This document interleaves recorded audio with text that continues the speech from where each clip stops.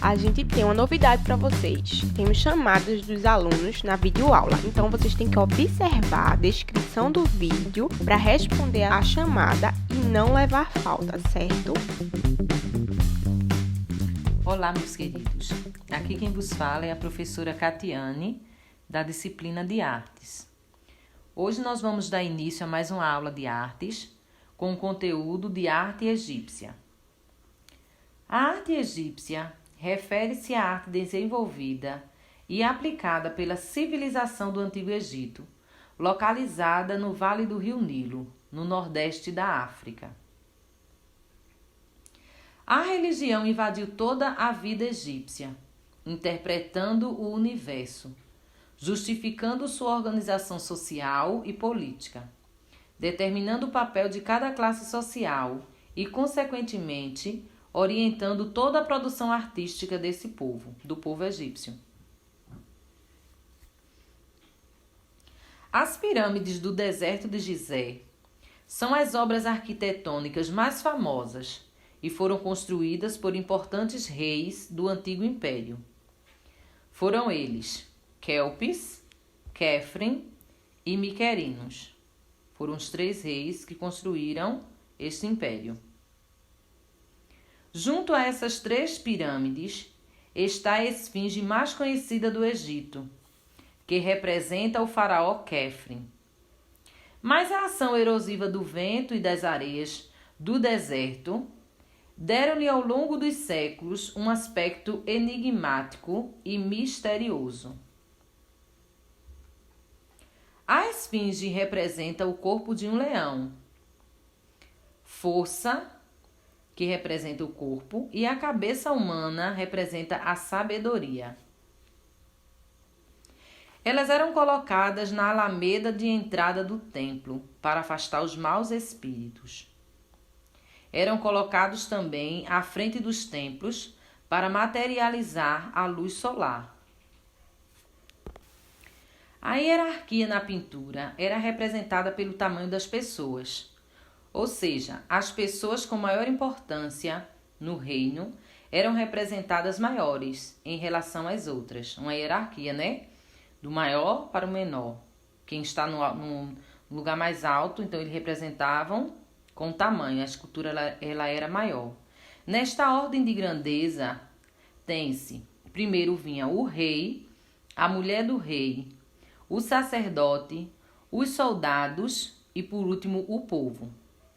As figuras femininas eram pintadas em ocre, uma argila vermelha e amarela que ele faziam essa mistura, né? Destemperava e fazia uma cor que se chamava ocre. Enquanto que as masculinas eram pintadas de vermelho.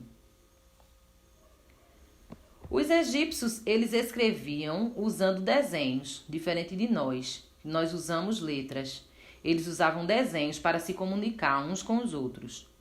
Eles desenvolveram 3 formas de escrita. A primeira foi hieróglifos, considerados a escrita sagrada, como se fosse uma Bíblia. A segunda, hierática, uma escrita mais simples, utilizada pela nobreza e pelos sacerdotes. E a terceira, demótica, a escrita popular. Os escultores egípcios, os que esculpiam as imagens, eles representavam os faraós e os deuses em posição serena, quase sempre de frente, sem demonstrar nenhuma emoção.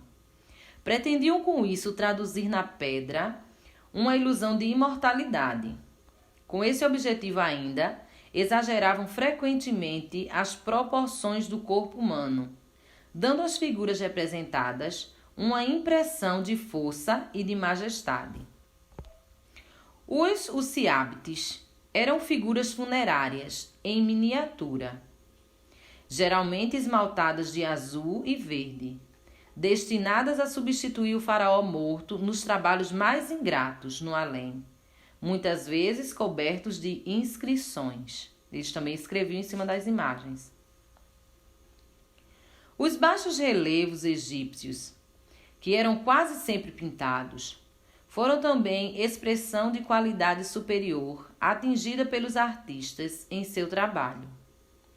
Recobriam colunas e paredes, dando um encanto todo especial às construções.